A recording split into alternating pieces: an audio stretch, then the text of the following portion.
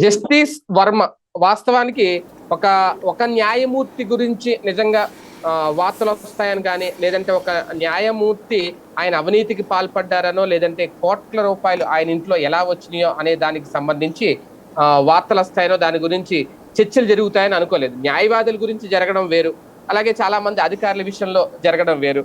కానీ ఢిల్లీ హైకోర్టులో పనిచేస్తున్న ఒక జడ్జి గారి విషయంలో, అది కూడా జస్టిస్ వర్మ విషయంలో అసలు ఏం జరిగింది అనేది, ఎందుకంటే దీని గురించి పెద్దగా ఇంట్రడక్షన్ చెప్పడానికి కూడా ఏం లేదు, న్యాయ వ్యవస్థకు సంబంధించి చాలా జాగ్రత్తగా ఉండాలి కాబట్టి. కాకపోతే అసలు ఏం జరిగింది ఈ వ్యవహారంలో, ఇప్పుడు ఆయన్ని బదిలీ చేసిన తర్వాత అసలు విషయం, కొలీజియం తీసుకున్న నిర్ణయం, ఎందుకంటే ఇక్కడ కొలీజియం తీసుకున్న నిర్ణయాన్ని కూడా ఇక్కడ తప్పు పట్టడానికి కూడా ఏమీ లేదు, మనం అది కంప్లీట్ గా స్వతంత్ర ప్రతిపత్తి గల వ్యవస్థ కాబట్టి ఆ నిర్ణయం వాళ్ళు తీసుకుంటారు. కానీ ఇటువంటి ఘటనలు జరిగినప్పుడు, ఇటువంటి నిర్ణయాలు తీసుకున్నప్పుడు సమాజానికి కొన్ని వ్యవస్థలు ఏం చెప్పాలనుకుంటున్నాయి, సమాజం ఎలాంటి పాఠం నేర్చుకోవాలి అనేది అయితే ఖచ్చితంగా చర్చించాలి. ఆ విషయం మీద ఇప్పుడు చర్చించే ప్రయత్నం చేద్దాం. సార్, అసలు జస్టిస్ వర్మ విషయంలో జరిగింది తప్ప ఒప్ప అనేది మనం ఏమన్నా మాట్లాడగలమా, నిర్ధారించగలమా? అదే నిర్ధారించలేం కానీ దాని మీద చర్చించగలమా? రెండో విషయం, బదిలీ చేసే విషయంలో ఏం చెప్పాలనుకుంది కొలీజియం వ్యవస్థ సమాజానికి? ఇక్కడ వ్యవస్థలో ఉన్న ఒక పెద్ద లోపం బయటపడింది.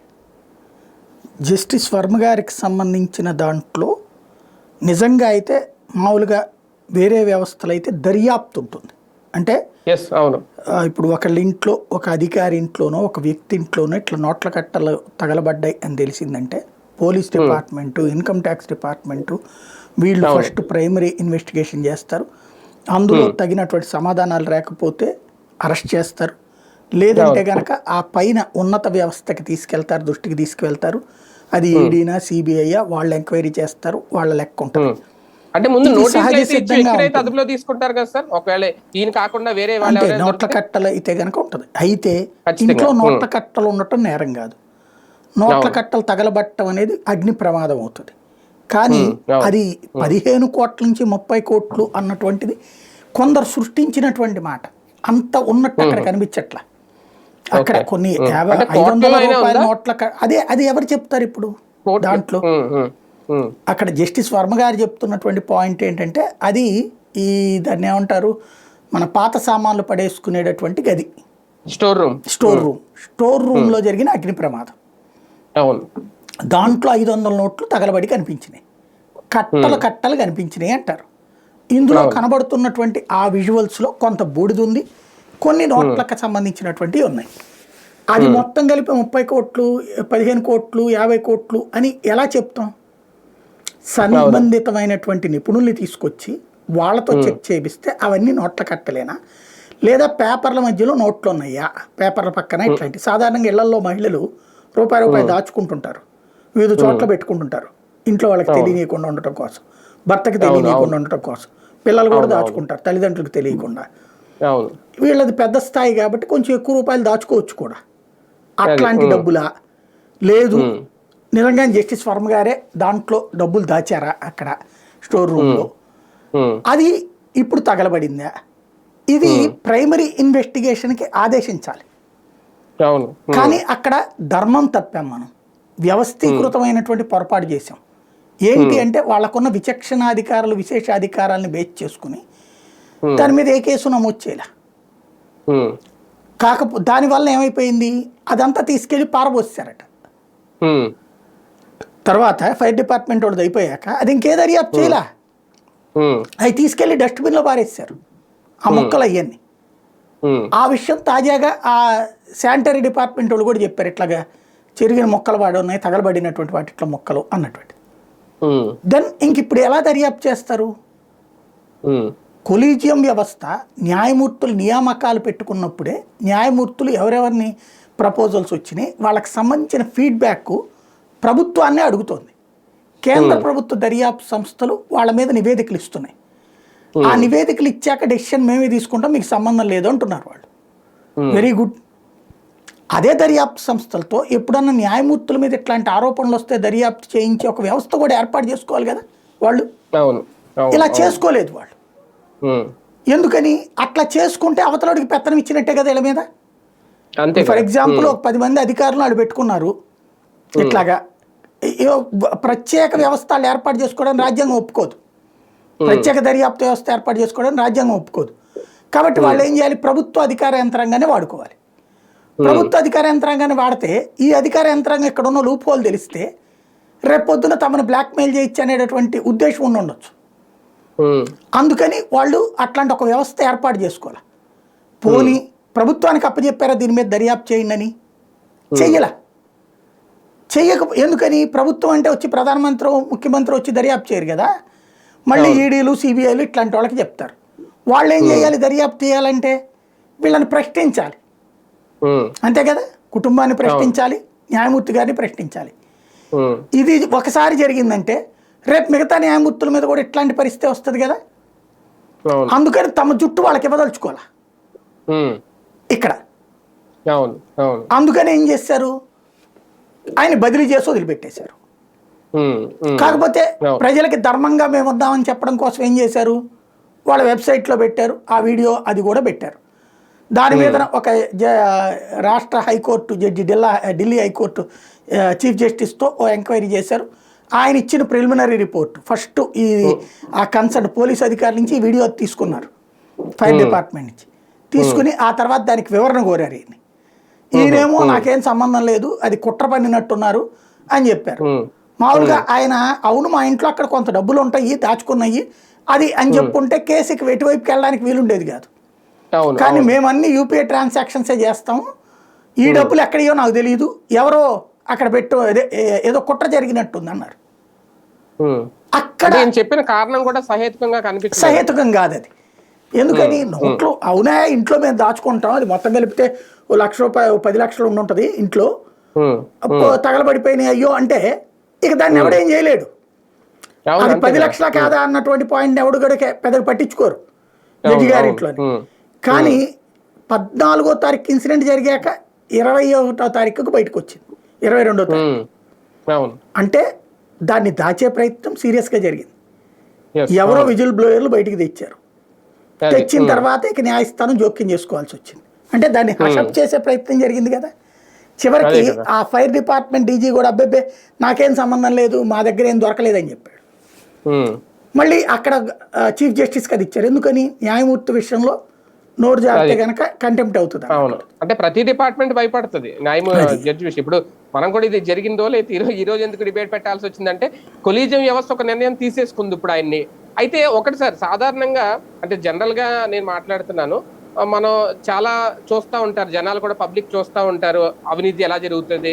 రైడింగ్కి వెళ్ళినప్పుడు గోడల్లో ఉంటాయి నోట్లు, సెప్టిక్ ట్యాంకుల్లో ఉంటాయి, ఎక్కడో దాచుకుంటుంటారు మామూలుగా అధికారులు కానీ రాజకీయ నాయకులు. ఈవెన్ మొన్న తెలంగాణలో ఒక ఎంఆర్ఓ ఇంట్లో కూడా భారీగా నోట్ల కట్టలు దొరికినాయి. ఇలాంటప్పుడు ఒక జడ్జి గారి ఇంట్లో నోట్లు తగలడిపోయి ఒక స్టోర్ రూమ్ లో అంటే అది నిజంగా అంటే ముందు ఇమీడియట్ గా ఢిల్లీ హైకోర్టు ఈయన్ని సస్పెండ్ చేసింది అనాలో, లేదంటే దూరం పెట్టింది ఆయన అక్కడి నుంచి విధుల నుంచి పెట్టింది. అంటే ఏ కారణం లేకుండా ఎలాంటి విచారణ జరపకుండా ఓకే ఈయన చెప్పారు కోర్టుకి, ఇమీడియట్ గా దూరం పెట్టాల్సిన అవసరం ఏముంటది? నిజంగా అక్కడ ఏం జరగపోయి ఉంటే గనక ఆయన విధుల్లో కంటిన్యూ చేయొచ్చు కదా, ఎందుకు దూరం పెట్టారు, అక్కడ తప్పు జరగకపోతే అనేది కూడా సామాన్యంలో ఒక ప్రశ్న రేజ్ అవుతుంది. న్యాయస్థానం ఏం చెప్పాలంటే ఏం చేయలేదని చెప్పలేదు కదా కోర్టు, జడ్జిమెంట్ జనానికి వదిలేసింది. అట్ ద సేమ్ టైం వాళ్ళని వాళ్ళు కాపాడుకోక తప్పదన్న విషయం చెప్తాం. ఎందుకని, ఇది వేరే వాళ్ళదైతే కనుక ఇప్పుడు ఎందుకు ₹50 లంచం తీసుకుంటూ దొరికిన ఎస్ఐ, ₹100 లంచం తీసుకుంటూ దొరికిన సర్వేయరు ఏళ్ల తరబడి కోర్టుల చుట్టూ తిరుగుతుంటాడు. సస్పెండ్ చేస్తున్నారు కదా వాళ్ళు ఇమిడియట్. అదే సస్పెన్షన్, అరెస్టు, జైలు, తర్వాత ఏళ్ల తరబడి కోర్టులు, అతని జీతంలో లాస్ట్ కోత, ఉద్యోగాలే పోతాయి, కేసులు, జైలు శిక్షలు పడతారు, నానా తిప్పలు పడతారు. అలాంటిది ఇక్కడ ఈ వ్యవస్థలో అట్లాంటి ఒక క్రాస్ చెకింగ్ మెకానిజం లేదు అనేటటువంటి పాయింట్ ఇప్పుడు చర్చకు వచ్చింది. అది అవును. అట్ ద సేమ్ టైం ధృవీకరించట్లేదు ఇక్కడ. అంటే ప్రజల్లోంచి న్యాయ వ్యవస్థలో ఉన్న వాళ్ళకి ఒక రూలు, సామాన్య ప్రజలకు ఒక రూలా అనే ప్రశ్న ఇప్పుడు వస్తోంది. అంటే దానికి న్యాయ వ్యవస్థ ఏం సమాధానం చెప్తుంది? చెప్పడానికి ఏం లేదు. రేపు పొద్దున ఇప్పుడు ముందైతే బదిలీ చేశారు, మేబీ దీన్ని బేస్ చేసుకుని రేపు పొద్దున పార్లమెంట్లో ఆల్రెడీ రేణుకా చౌదరి లాంటి వాళ్ళు ఇదే ఇచ్చారు, దాన్ని ఏమంటారు, ఒక తీర్మానం పెట్టాలని చెప్పేసి, చర్చ జరగాలని చెప్పేసి. వాస్తవంగా ఇట్లాంటి వాటిట్లో న్యాయమూర్తుల విషయంలో రాజ్యాంగానికి సంబంధించినటువంటి ఒక పెద్ద సున్నితమైన అంశం ఉంది. రాజ్యాంగం ప్రకారం అయితే కనుక కొలీజియం వ్యవస్థే లేదు, న్యాయమూర్తుల నియామకం అనేది ప్రభుత్వం చేతిలో ఉంటుంది. ప్రభుత్వం డిసైడ్ చేసినటువంటి వ్యక్తిని రాష్ట్రపతి న్యాయమూర్తిగా నియమిస్తాడు, ఇది రూల్. ప్రభుత్వం డిసైడ్ చేసిన న్యాయమూర్తిని రాష్ట్రపతి సంతకంతో వస్తారు. ప్రభుత్వానికి నియమించే లేదు, ప్రతి న్యాయమూర్తి నియామకంలో కూడా. ఆ తర్వాత ఇలా నియమితులైనటువంటి న్యాయమూర్తిని తొలగించే అధికారం ప్రభుత్వానికి లేదు.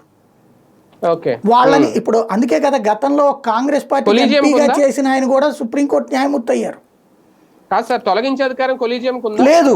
అదే చెప్పేది. అసలు కొలీజియానికి కూడా రాజ్యాంగ విరుద్ధమైన అధికారం ఎవరిస్తారు?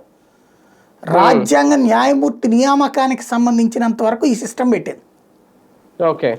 తొలగించే అధికారం పార్లమెంట్కి ఇచ్చింది. లోక్సభ రాజ్యసభల్లో ఇంపీచ్మెంట్ మోషన్ తీసుకురావాలి, 2/3 మెజార్టీతో తీసుకురావాలి. గతంలో 2 న్యాయమూర్తుల ఇష్యూలోనే జరిగినాయి. ఇక్కడ ఇంపీచ్మెంట్ మోషన్ అంటే 2/3 వంతు. 2/3 వంతు ప్రభుత్వానికి మద్దతు లేకపోతే చేయలేరు, ప్రతిపక్షానికి మద్దతు లేకపోతే ప్రభుత్వం, అంటే అందరూ కలిసి అనుకుంటేనే చేయగలరు అక్కడ ఇంపీచ్మెంట్. ఈవెన్ కొలీజియం నియమించిన కొలీజియానికి అధికారం లేదు అక్కడ. అంటే రాజ్యాంగంలో నియామకానికి ఒక విధానం పెట్టారు, ఆ నియామక విధానానికి వీళ్ళు ఒక ఆల్టర్నేటివ్ ప్రిపేర్ చేసేసుకున్నారు, వీళ్ళే తీర్పిచ్చుకుని. తొలగింపుకు సంబంధించి ప్రభుత్వం వైపు నుంచి ఎలాంటిది లేదు. రాజ్యాంగంలోనే ఎట్లా అంటే రాజ్యాంగంలో అది రాయబడింది ఇంపీచ్మెంట్ ప్రాసెస్. దాంట్లో ఉన్నటువంటి హక్కులు వీళ్ళు తీసుకోలేకపోయారు, రాజ్యాంగ మౌలిక స్వరూపానికి విరుద్ధం కాబట్టి. వాస్తవంగా న్యాయమూర్తుల నియామకం కూడా రాజ్యాంగ మౌలిక స్వరూపానికి విరుద్ధమే, కానీ వీళ్ళ ధర్మాసనంగా ఏర్పడి వీళ్ళకి వీళ్ళు తీసుకున్నారు. ఇప్పుడు ఇది కూడా భవిష్యత్తులో తీసుకుంటారేమో అట్లాంటిది. ప్రస్తుతానికైతే ఆ అధికారం లేదు కాబట్టి బదిలీ చేశారు. కానీ దీని వలన చర్చ ఎంత జరిగిపోతుంది దేశవ్యాప్తంగా. ఇప్పుడు ఇంకొకటి ఏంటి, ఇప్పుడు అక్కడ న్యాయమూర్తులు అలహాబాద్ హైకోర్టులో న్యాయవాదులందరూ ఏం వాదిస్తున్నారు. ప్లస్ ఇప్పుడు అనేక మంది ఏం చేస్తారంటే రేపు పొద్దున పెద్ద కాంట్రవర్సీ వస్తుంది. ఈయన ఇంతకాలం ఇచ్చినటువంటి తీర్పుల్ని సవాల్ చేస్తాడు ప్రతి ఒక్కడు. ఇప్పుడు ఆల్రెడీ ఆ చర్చ కూడా మొదలైంది. తీర్పులు వాళ్ళు డబ్బులు తీసుకుని చేశారని మేము అనుకుంటున్నాం, దీని మీద విచారించండి అన్నప్పుడు. ఇప్పుడు వాస్తవంగా ఎక్కడో ఎందుకండి, ఒక సబ్ ఇన్స్పెక్టర్ ఒక అతన్ని అక్రమంగా అరెస్ట్ చేశాడు. చట్టం ఏం చెప్తోంది?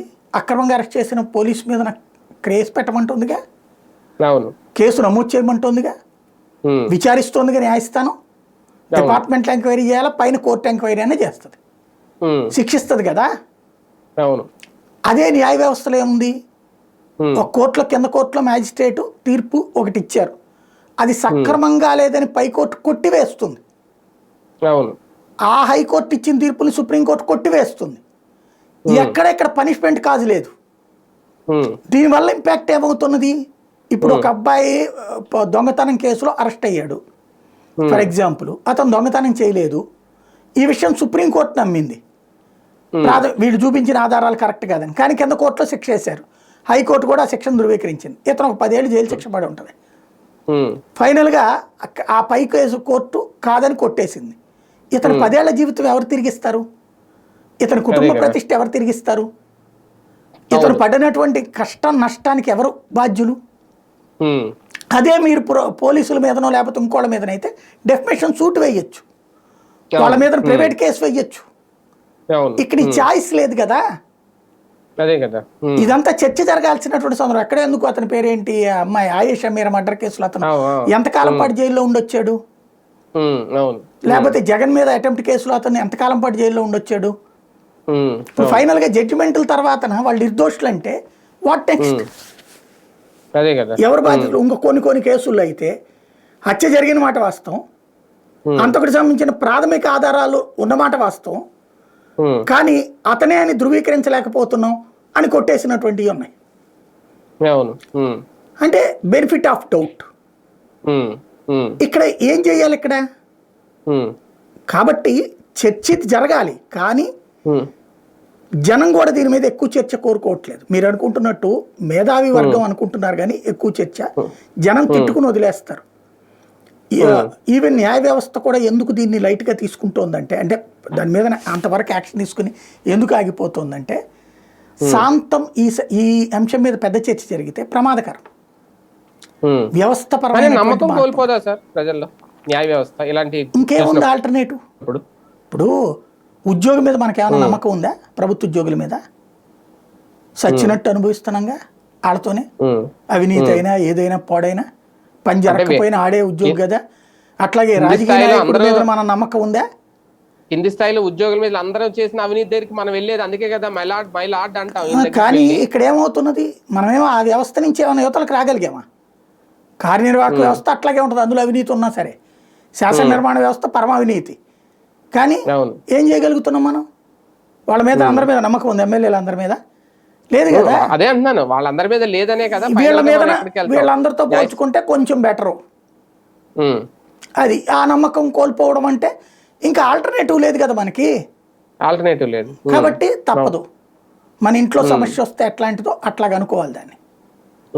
కానీ ఇప్పుడు అంటే కేంద్ర ప్రభుత్వం ఏమన్నా దీని మీద ఒక నిర్ణయం తీసుకోవాలా? ఇప్పుడు కొలీజియం వ్యవస్థ ఇమీడియట్ గా ట్రాన్స్ఫర్ చేసేసింది, కరెక్టే. ముందు మామూలుగా అయితే విచారణ జరిపి తర్వాత తీసుకుంటారు ఏదైనా నిర్ణయం వేరే వాళ్ళ విషయంలో.